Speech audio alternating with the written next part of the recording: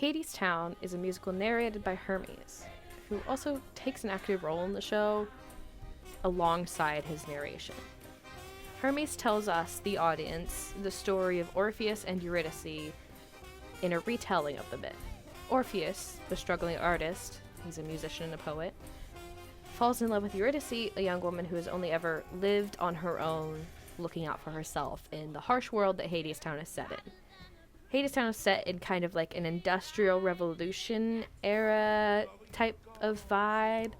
You know, it's all about, there's like mines, coal, lights, industry. The gods are heavily intertwined with this retelling of the myth, even more so than in the classic Greek tales, I would say.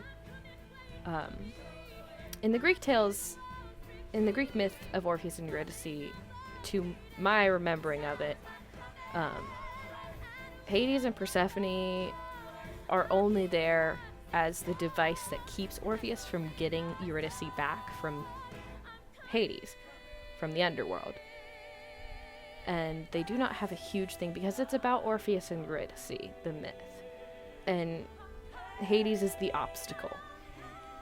In Hadestown, Hades and Persephone are parallels to Orpheus and Eurydice, which is shown throughout specifically the songs Epic 1, 2, and 3, which are the song Orpheus is writing throughout the show, which is about Hades and Persephone's love story, which is also the song he claims will bring the world back into tune when he is singing Come Home With Me to Eurydice.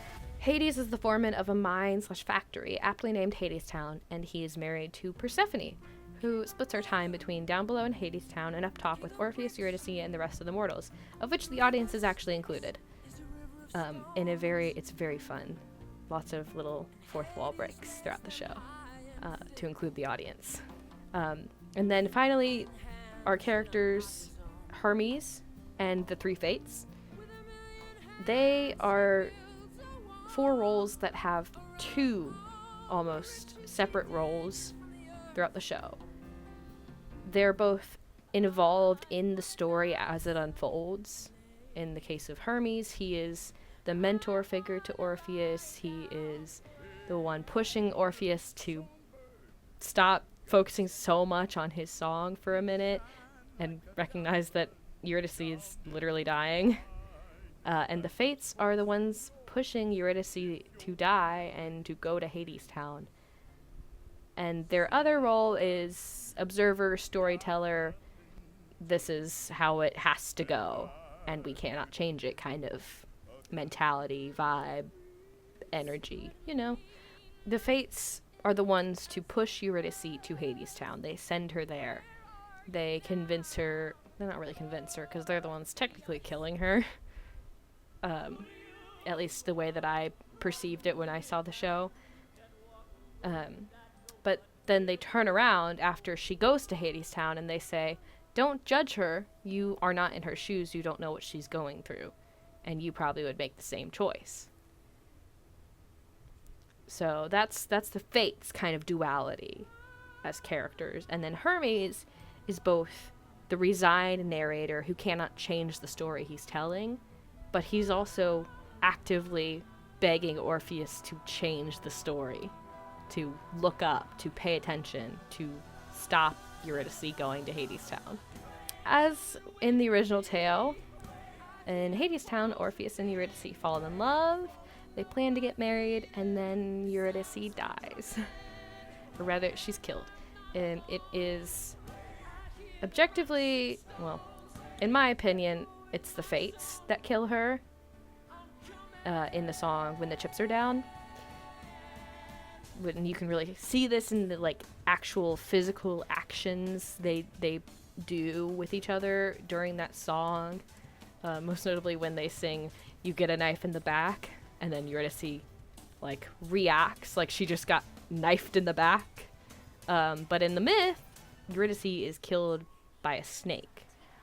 Sometimes it's the poison, sometimes it's the bite itself, but she's killed by a wild animal, just quirk of fate. Orpheus, in both versions, Hadestown and the myth, he cannot accept her death, and he makes the trek to Hades, or Hadestown to get her back, to bring her back to the surface, to the mortal world, to up top. And then finally, Orpheus gets to sing Epic 3, the finished song of Hades and Persephone. And this brings Hades to the conclusion that he has to let Orpheus go and take Eurydice with him. But Hades won't let him go just super easy.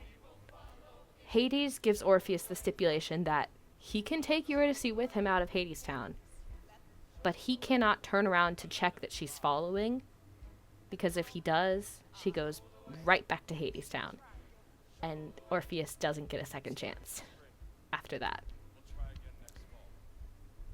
And would you believe it? Orpheus turns around every single time. And there's a lot of conflicting opinions on what that means, which I'm going to get into in a little bit. But that's how it ends. And the last song of the show, not including the curtain call song, which is Raise Our Cups, which is the Road to Hell reprise, the ending song of the show, where Hermes is returning to the original, the opening number Road to Hell lyrics, but this time he's mourning. He's so sad and defeated that he has told this story and it has ended exactly the same and nothing has changed.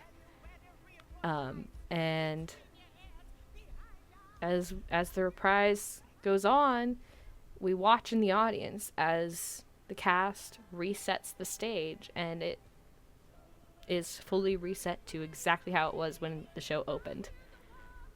And thus they prepare to tell the story again. The song itself ends with Orpheus and Eurydice looking at each other again, like they've just met, and Hermes watching over.